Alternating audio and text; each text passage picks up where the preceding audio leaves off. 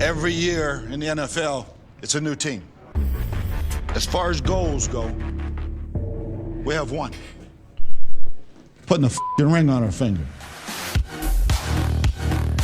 Welcome to the Buccaneers Observer Podcast. This is Ralph Phillips. I'm Molly Bay. Today is September 13th, 2021, Monday, the day after all the big games. You know, we had our game Thursday. Pretty big games. Yeah, we had all the big games yesterday. You know, everybody else in the league pussyfooting around, trying to be like us. They can't do it, though. They can't do it. Had a couple teams try really hard. They look good on paper. We'll talk about all that here in just a moment. This podcast might be a little short today because, one, there's no damn All-22 out still. None. The NFL says about the All-22, this is the latest on it, that we are targeting the end of week 1, early week 2 for coaches' film to be available. And that's about it. Okay, so they are saying it's coming back because the last we heard we might bring it back. Right, yeah. But they said that their team, I assume their development team, has a demo scheduled for midweek next week and will deploy accordingly. So this was last week when they said that, so it should be out midweek this week. We'll see. Don't know. Not real thrilled with any of this. You know, they had the Game Pass on Saturday. I went to look, see if we had the condensed version of there. But no, they had 2 of the broadcast versions at 3 hours, 40 minutes apiece. They had 2 of them. Okay, here's what's worse about how the broadcast version is this year is that they included all the commercials. All the commercials. Which they don't normally do that, right? No. I mean, they have the full game. Yeah, they usually cut it down, and it's usually about an hour and a half, 2 hours. The condensed version is normally about a half an hour. This year, they're putting in all the commercials and everything, so it's like 3 hours, 40 minutes for the full game. I mean, who wants to watch the commercial? It's so dumb. And then the condensed version, which finally came out today, and it was 48 minutes, something like that. I'm like, what in the world are they doing? Could you tell what the difference was? No, I didn't watch the whole thing. I ended up watching all the NFC South games again, and their videos were right around 40 minutes. So, you know, they're just, and plus there's so much there. You know, like I said, they don't have you can't choose by plays. You have to scroll through, you know, fast forward through everything, and it's crap. It's pissing me off. At quarterback school, he had a video out. First video he's put out in 2 months, and he was basically the same thing. He was like, well, hopefully they'll have all 22 out. Just completely disrupts his business model. Oh, completely, yeah. Yeah, a lot of people, man. It's just, you know, this huge ecosystem has been built up around it, and they're just peeing all down everybody's back. Makes me mad. All right, we had a fact-check follow-up. Oh, gosh. It was, Molly had said that... I don't even want to talk about it. Do it. All right. Yeah, I got to do a mea culpa. And this is embarrassing, too. Like, I should have known better. I don't know why.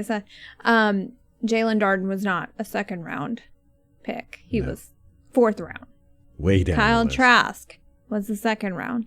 Like, I don't know what I was thinking. When you know, somebody said that in the YouTube comments, I forget who it was. Thanks for doing my fact check for me. But as soon as he said it, I was like, oh, yeah. Like, what was I thinking? Mm-hmm. So, there we go. There we go. I was wrong. I love to hear it. All right, so what do we got for Buccaneers news? We have some roster moves. We had some injuries. The injuries. This was a devastating start to the Monday. So, we know about SMB.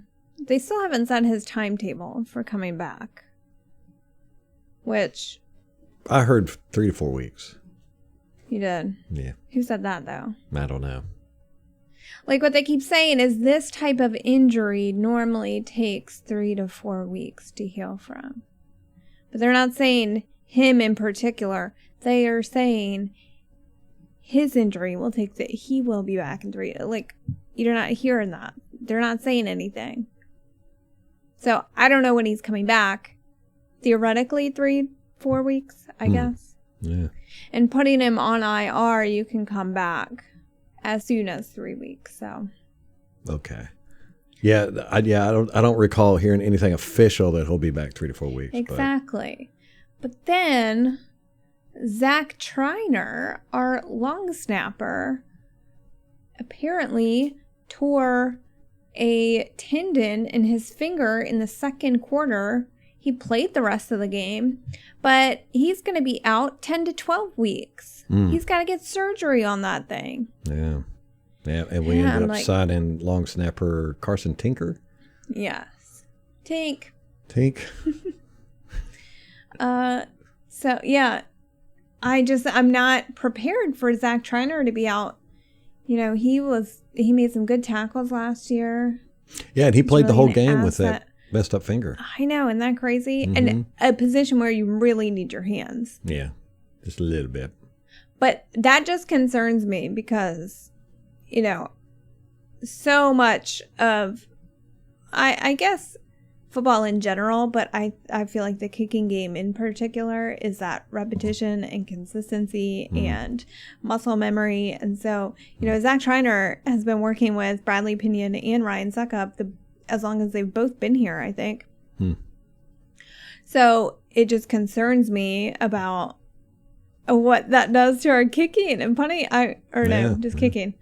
I don't know. Punting? He's a long snapper for punting, right? Both of them. Yeah, both of them. So it's concerning to me, especially when it feels like we just got our special teams back under control. Like, it looked good that first game, and now I'm like, no, don't ruin it. Well, hopefully this won't be too bad of a roster move. Yeah, he's weird. Long snappers are weird. They're very specialized position, and you know, it's like the punter and the kicker. At least they score points. But long snappers, all they do is they snap the ball to the kicker. It's very strange, but you have to have a roster spot with them. They're very, what's the word? They're very precise, technical. Yeah. I mean, you can't just have you can't put Ryan Jensen out there and do it. Right. You know, it's somebody who needs to be skilled. Specifically a long snapper. Yeah. So that's depressing to me. So Andrew Adams got promoted to the active roster. We also signed cornerback Pierre Desir and safety Chris Cooper to the practice squad. We had Chris Cooper was on the active roster. We had waived him last week to bring up Jaden Mickens. Okay. So both the guys who were brought up from the practice squad in Thursday night's game now have a roster spot. So I think that's really cool. Yeah. I mean, you earn it. You never know. You just hang in there, man. Just hang in there. Exactly. You get your chance eventually. That's right. So that's pretty much all the Buccaneers news today. Although, did you see Tom Brady's game winning? You know, he does those videos after winning. And so he did one today, and he had in the background, his laptop was there, and he was talking about, I forget what he was saying. I don't know. I didn't really listen. I was just watching the computer in the background because people had brought it up. It was 3:28, and of course that was the Falcons' loss. They were leading 3-28, and New England, led by Tom Brady, came back and disrupted that lead and ended up winning. So was Tom Brady trolling the Falcons with that? I don't think so. I think so. You think so? I absolutely think so. I think he's not only the GOAT, I think he's the best troll in the league. Master troll. Yeah, I think he's the master troll. Yeah, somebody had pointed it out and circled it, took a screenshot and circled the 328 on his computer monitor. I was like, are you trying to say something here, Tom? He is. I think he is. Yes, because we play the Falcons next week. On Sunday. Sunday. Okay, let's talk about how terrible they looked on Sunday. Yeah. Yeah, all three games were very, strange. The NFC South games. The NFC South games were, all of them were. It's kind of weird. They didn't. I don't know. Okay, so you had Carolina Panthers play the Jets, right? It's the Jets. We know what the Jets are. Like, no one was scared of the Jets. Right. They got a rookie quarterback. They're still at the bottom of the league, rebuilding, all that good stuff. So, you didn't expect much out of them. And it seemed like it was just the same old Panthers. It was just McCaffrey. And he basically won the game for them. It didn't look like it was really tough for the Panthers. They didn't have a tough time in it, doing it. But to me, it just looked like both teams kind of sucked. There was nothing about the Panthers that I went, oh, that was interesting. It was all McCaffrey. I think if they didn't have McCaffrey, that probably would have been a very, very close game. And, everybody be walking away from that going, well, that was a battle of the have-nots. Just didn't see anything there, It was not exciting when I was watching them. No. And drinking. There was a lot of dropped passes in that game on both teams. Broken plays. It just didn't look. It just didn't look like two good football teams. Or even one good football team. It didn't look like if you combined both teams that it would have come up with one good football team. It was just bad. This is boring, too. What did you think about Sam Darnold? Yeah, exactly what I expected. He got the happy feet. He ran out of the pocket every chance he got. Didn't really show me anything. I didn't see anything spectacular from him. But, the Jets were just the worst team. The Jets were suckier than the Panthers, from what I saw. Carolina's D looked kind of decent, but it was probably because the Jets' offense sucked. Yeah, I couldn't really get a judge on it because the Jets' offense was just horrible. And at least they went out there and played kind of like they were wanting to win. So there was that. They had the effort was there. But, again, it just, Jets, their offensive line sucked. So it made Carolina's defensive line look decent. That's really all I got from that game. It was nothing to write home about, except for, McCaffrey's back to his form, it looks like.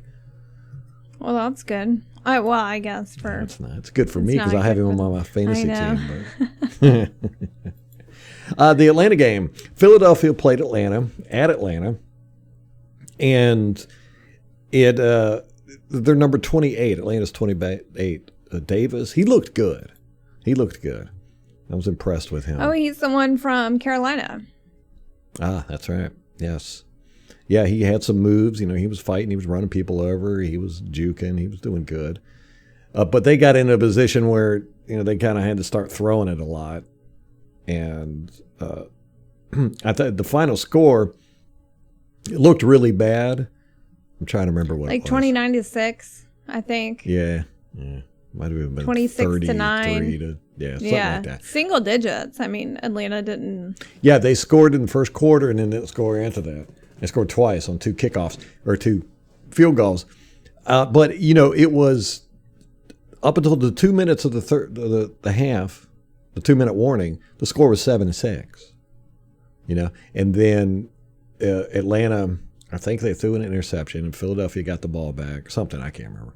And Philadelphia marched down the field and scored. So it went into halftime where Philadelphia was up by a touchdown. And then from then on, it was just, you felt like Atlanta was trying to do too much to come back, and they just kept playing bad football. But with that, Atlanta's offensive line looked like crap. They've been trying to rebuild it for years. I would say at least 5 years. Yeah. And have never had any luck with it. It's hard to do. Philadelphia was just getting them at Ryan the whole game. And then on the opposite side of the ball, Atlanta could not get to who's Philadelphia's quarterback? Hurts. Yeah. Like all day.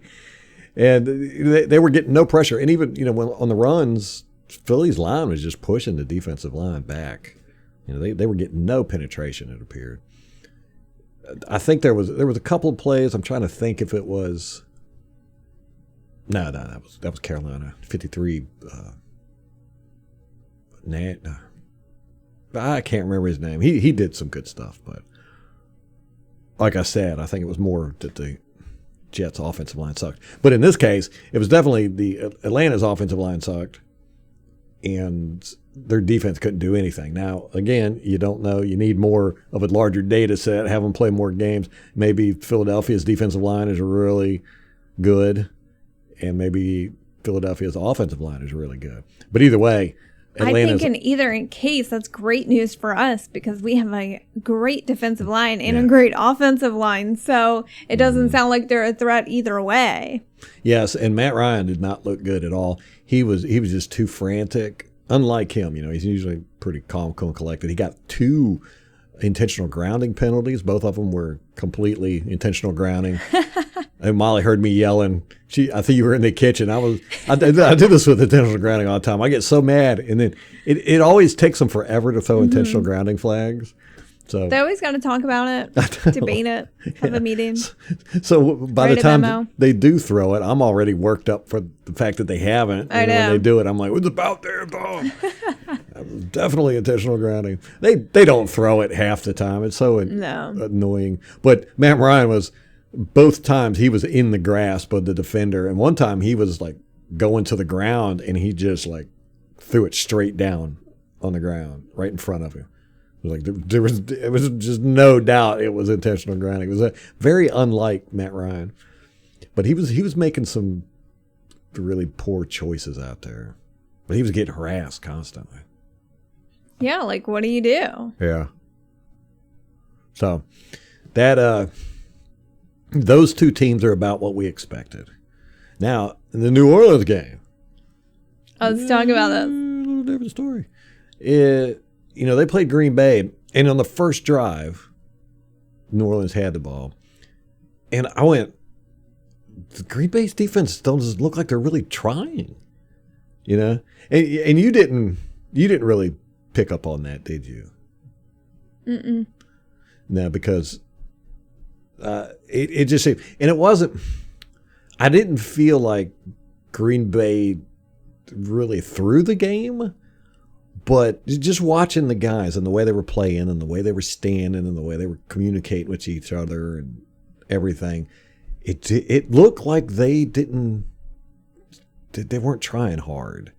I think there's some serious internal problems going on with Green Bay. And we had talked about, looking out for that. So, I might have been imagining it, but, I saw way too many guys do like we used to do with our blocking, when the offense was blocking, our guys would like magnets go right to the blockers and get blocked on purpose.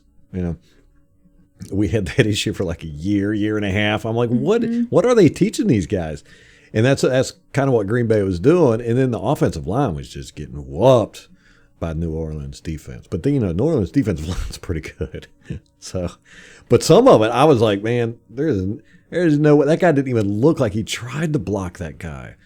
I don't know. Some weird stuff. And, Aaron Rodgers was throwing interceptions all over the place.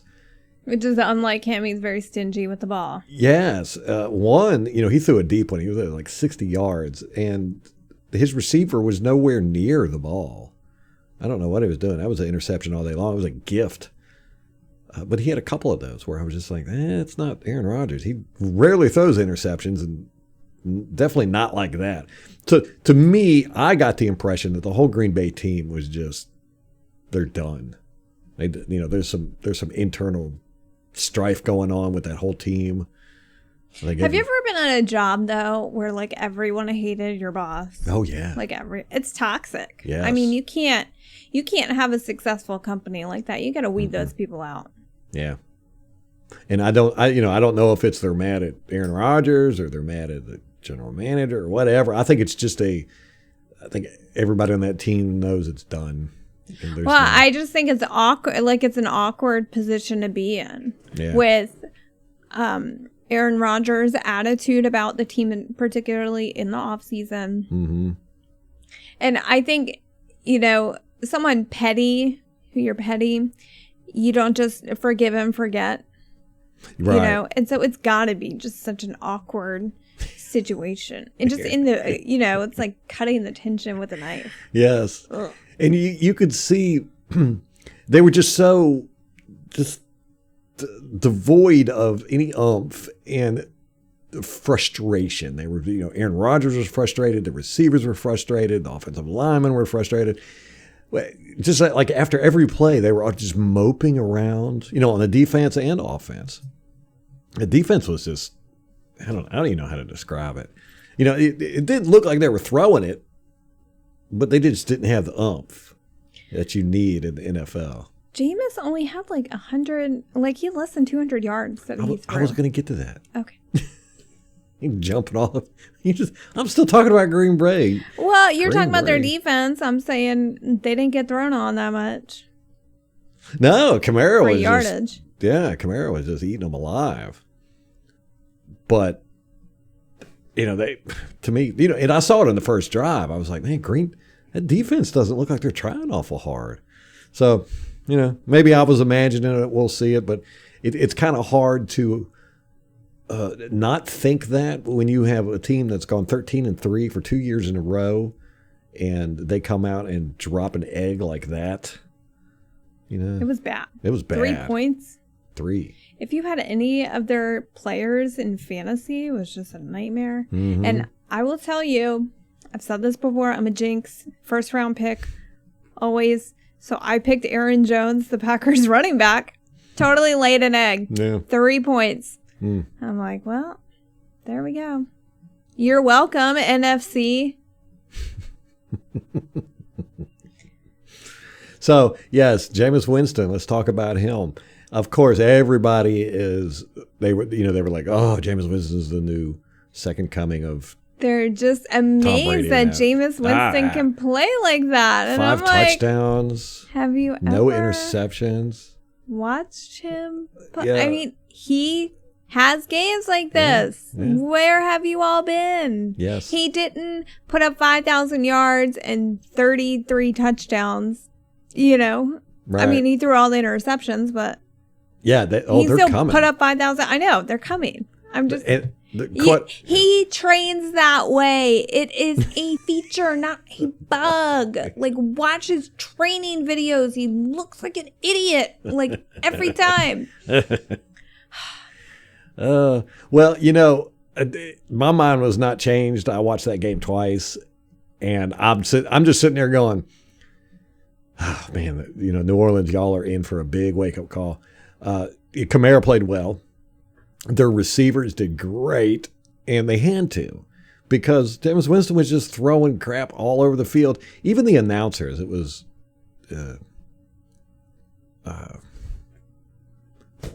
quarterback for the Dallas Cowboys. Troy Aikman. And Joe Buck. Grief, yeah. My brain is not working today. Yeah, they kept saying, well, Jameis made that throw a lot harder than it needed to be. I mean, he had wide open receivers all over the field. That's what I'm saying. Green Bay just was not. I don't know, man. I don't know. But Jameis had wide open receivers, and they would have to jump.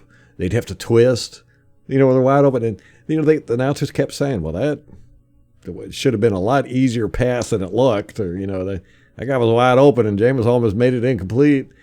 He did have one really good bomb, 55-yarder. That he dropped right in the breadbasket. That was nice.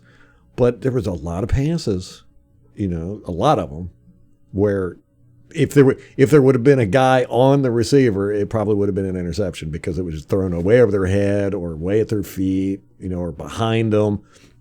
But luckily, they were wide open most of the time. Yeah, I really hope that he makes it to week 8 I did or too. 9 whenever we play him. Yeah, we're just going to eat him alive. I want 5 interceptions. Week 7. No. Hold on. It better be week 7. You made me fact check that twice. So It's week 7. Yeah. Okay. So yeah, but like you said, Jameis, he had five touchdowns, and everybody's just like, "Whoa, Jameis is a new superstar," and people are probably rushing to get him in fantasy football. But he only went, 17 or 20, and 148 yards passing, with a long of 55. So you're looking at, you take that 55-yarder out of there. He only threw 90-some yards in 19 passes, or 13. So, it wasn't a huge day for him. A lot of it was Kamara. He dumped to Kamara a lot, and Kamara was running all over top of Green Bay. The Green Bay couldn't stop anything. I'm telling you, man. They try? It didn't look like it to me. I mean, they gave half-ass effort, but just way too many guys getting blocked when they didn't have to. Way too many wide open receivers. I'm talking about there wasn't anybody within 10 yards of them. So, again, I want to get to all 22 and watch that, because I think you're going to see a lot of guys kind of milling about. Yeah. Well, we'll see. I mean, time will tell with Jameis. Yeah. We'll find out. Next week, they play Carolina. I just looked that up. So. Really? Yeah. Sweet. So we got 2 NFC South games next weekend. 2 division games. Mm-hmm. And they play at 1 o'clock, too. Oh. Yeah. That stinks. I know. Well, we can have that one on in the. Yeah. We normally keep 2 games on and then red zone. I tweeted a picture of it yesterday. The setup. Yeah. So we try to watch as much as we can to absorb it all in. Yeah. So we'll be busy at 1 o'clock. Hopefully we'll be able to get a podcast out after the game. That'd be nice. Get it done Sunday. Yeah. Right after. Yeah. Or what do we call that? It was the afterthoughts. Instant reaction. Instant reaction. I like afterthoughts. Well, afterthoughts is when it's not instant. Like it's, we didn't get the instant one out, so we do an afterthoughts. Gotcha. Yeah, I have not rewatched the Buccaneers game. Like I said, I got 30 minutes into it, and then today I wanted to get to, watch the other NFC games and take notes on them. Yeah, I don't like taking notes on Sundays when I'm watching the games live. I like to be able to just enjoy the game. Watch the game. Yeah. Not work. Right. So, Molly's always wanted to do live chats during the games. And I'm just like, oh, man, it'd be nice, but. Can't do it. I don't even like being around people. Yeah. If I'm watching a game. And, if they start talking about anything other than the game, it aggravates me. I'm like, no, I'm trying to watch the game. It's part of the reason we can't go to bars, because when we go to bars, Ralph ends up by the end of the night, we're best friends with everybody in the bar. Mm-hmm. But you can't make best friends while you're watching football. Right. Can't do it. Yeah, Ralph can't help himself. I can't help myself. So I usually come home and I go, I don't remember the game at all. Yeah. I didn't hardly watch it. Between all the rounds you're buying everyone and socializing. Mm-hmm. Well, I can't sit. It's like yesterday, I didn't sit at all. I pace, and I'm watching the games at a bar. I don't know how people sit so much. At a bar even. If it was up to me, I'd be doing this podcast standing up, kind of like Pat McAfee does. I like to stand up and talk and everything, but just don't have the studio here to do that. I've thought about doing it, but it'd just be too much effort. But at a bar, I never sit at a bar, do I? No. I'm constantly abandoning me. I don't abandon you, but I pace I sit and I the walk whole around. time. You do. You sit everywhere, man. You sit here. You sit at bars. We go to parties. You sit. Yeah. And? You are a sitter. Yeah. Yeah. But, with Green Bay, I don't know. We're playing them later in the season, right? Aren't they on our schedule? I'm looking. Hold on. And they pulled. No, we don't play them. We don't? No. They might not even make the playoffs this year. They put Love in. They pulled Aaron Rodgers. Yeah. For the whole fourth quarter was Love. We played the NFC East this year. Oh, that's right. Yeah, we play Washington, Dallas, Eagles. So yeah, so it was the Eagles I was thinking. So I'm watching that game and I'm like, if that's, I hope that's Atlanta sucking, because like I said, the Eagles' offensive line was killing Atlanta's defense, and their defensive line was killing their offensive line. So I'm like, man, I hope that's not how we have to play Philadelphia. I hope that's really a whole lot of the Falcons sucking. We see them week 6 on primetime. Yeah, 8:20. So we have that must be a Thursday night game, because we have October 10th we play Miami at 1 o'clock, and then the 14th we play Philly. So that must be a Thursday night game. Oh, and another thing, Winston ran a lot in this game. He ran 6 times, I think it was. Did he? Yeah, 6 times for 37 yards. It was 6.2 yard average. His long was, I'll say it was like 16 yards. Don't have it in front of me. Yeah, but he was running a lot. 6 times. Yeah. I just want all the Saints fans and to just live it up. He still can't slide. I mean, a couple times he got crushed, and I was just like, oh, man, one day he's going to get really hurt. It's like he goes out there in roller skates and is trying to, run away. Yeah, your baby gazelle, baby giraffe. Gosh, he's so awkward. He's so clumsy. But he's awkward in person, too. You saw that clip I sent you where they're interviewing him. They interview him, and they go, Jameis, what was, the generic, Jameis, what was the secret to winning this game? And he said, well, it was really the preparation. It's like what my trainer told me. What did he tell me? Oh, yeah, be prepared. That was it. It was so Jameis Winston. I was dying. Jameis Winston. He is endearing for that reason. Yeah. You're like, you're a goofball. Goofy. Yeah. You're so goofy. Yes. The Saints pass rusher DeMarcus Davenport suffered a pec injury in the game, and he apparently had a sack, but they're doing an MRI, so they're waiting results for him. That was earlier today. They might have already gotten them back. And then they also, this was, almost a week ago, so it's a little, they traded the Texans for cornerback Bradley Roby. Remember, we've been talking about this all season, how they've been trying to look for a corner. Mm-hmm. So they traded Bradley Roby with the Texans, but he's suspended week 1. So he'll be in there probably next week, I would guess, against Carolina. Well, so next week it's Carolina and New Orleans. Where's it at? New Orleans or Carolina? Probably Carolina. I want to say it's Carolina. Yeah, because I don't even know if the Superdome's open yet. Right. They played in Jacksonville Sunday, which the crowd was pretty loud. I was surprised. I was like, man, are there more New Orleans fans here than there are Jacksonville fans? Right. In Jacksonville? Somebody pointed out that Aaron Rodgers does not play well in the heat, too. So that could have been a factor. Yeah. It's an excuse, it sounds like, but. That doesn't explain Green Bay's defense. Horrible shouting. Horrible all the way around.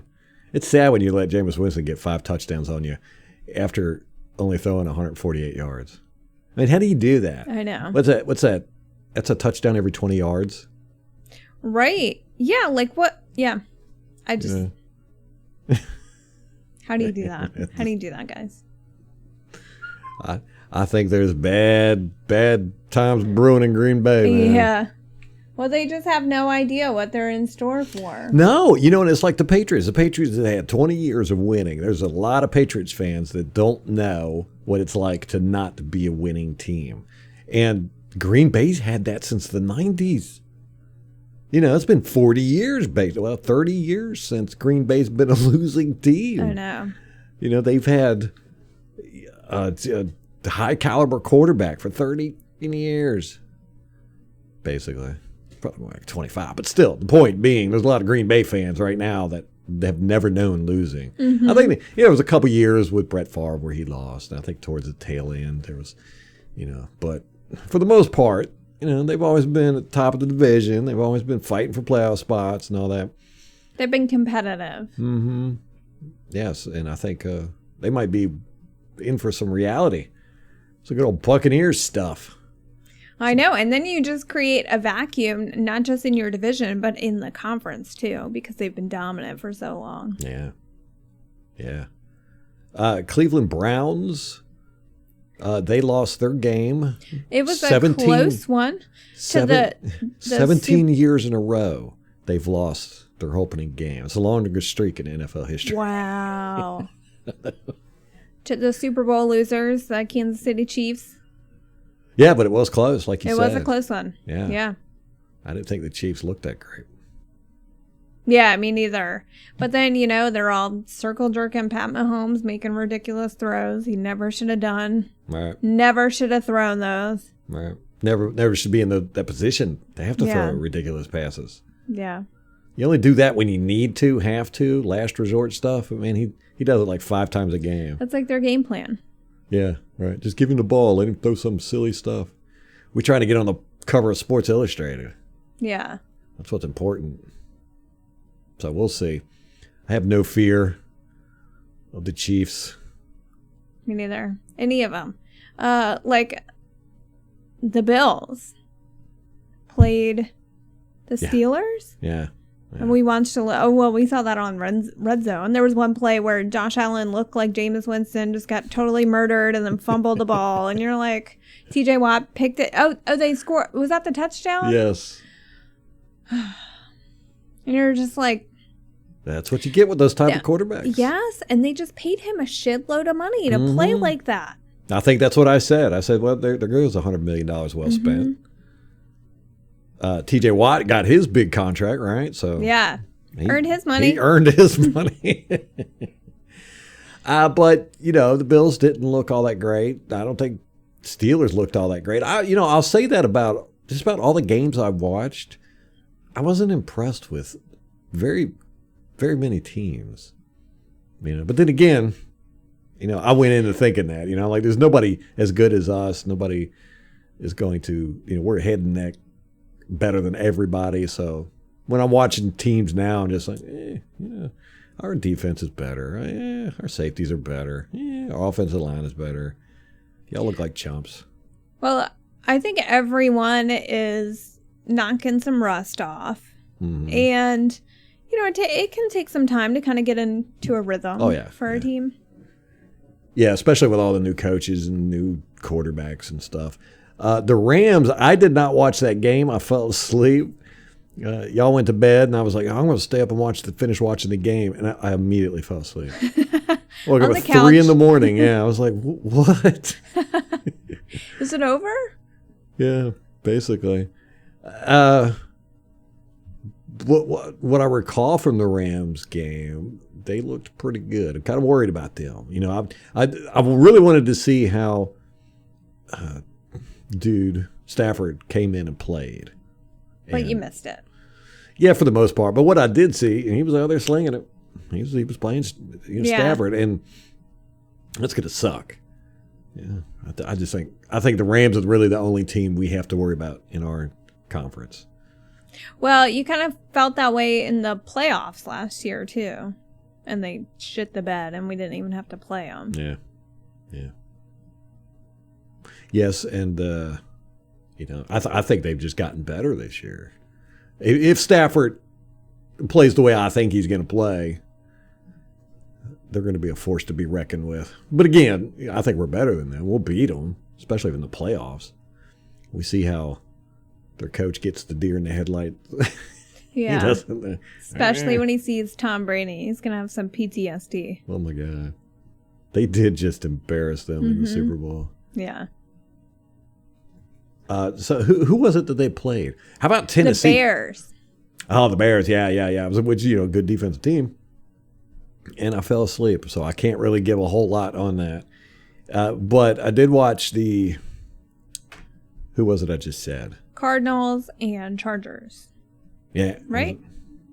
Tennessee. No. Tennessee, yeah. Cardinals and Tennessee.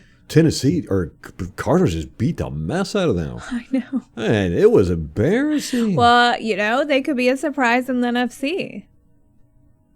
Maybe kind of an underdog that just comes out of nowhere. Yeah, well, I kind of like them. They have a different style offense. They got that. Well, and they got DeAndre Hopkins and AJ Green down there. JJ Watt's down there now. So they've been trying to build up and. Yeah. So everybody in the NFC won. NFC West won. Everybody in the NFC South won except for Atlanta. Everybody in the NFC North lost. And the only team to win in the NFC East was the Eagles. So the NFC didn't look too good yesterday. They got one, let's see, 3, 4, 5, 6, 7, 8. Yeah, 8 teams won. So half. Half. Yeah. But the NFC West took all of it. Yeah. All of them won. Yeah, but the Cardinals they beat the mess out of the Tennessee. I did not see that coming. I know, I didn't either. And in Detroit, they got beat up. Yeah, by San Francisco. Yeah, they looked horrible. So the 49ers were just stomping them. Well, they got a new coach, new quarterback. Man. Yeah, they look like they look like Detroit, but right. I know. Is it any different from any other year? Yeah, they don't have Stafford now. Yeah. They could at least throw the ball down the field. There was a lot of ugly plays yesterday. What do you expect that week one? You get teams screwing up a lot. But let me see. Penalty-wise, we're probably leading the league. You said we had 11. Yeah, for 106 yards. I wanted to bring this up. I saw this stat, and I haven't checked on it. But Levante David has 6 career penalties. 6. I mean, Look, that's... I'm choking. Just so absurd and ridiculous. It's unbelievable. And he had 2 years with no penalties. So, you're like, wow. I remember that penalty against the Jets. I think it was Geno that he pushed out of bounds, and we ended up losing the game because of that. It was such bullshit. Oh, I was so furious about that penalty. This was one of those. Ralph got on the all-22. He's slowing it down, doing a frame by frame. Oh, yeah, man. I sent videos out and pictures to the officiating league and all this stuff. I was just like, this is bull crap. He hit him in bounds. Mm-hmm. And it cost us the game. Yep. Levante David, he doesn't do crap like that. Y'all suck. But anyhow, I just found that amazing. 6 penalties over the course of, what is he, 9th year now? Yeah. I mean, is that even possible? That's got to be a record.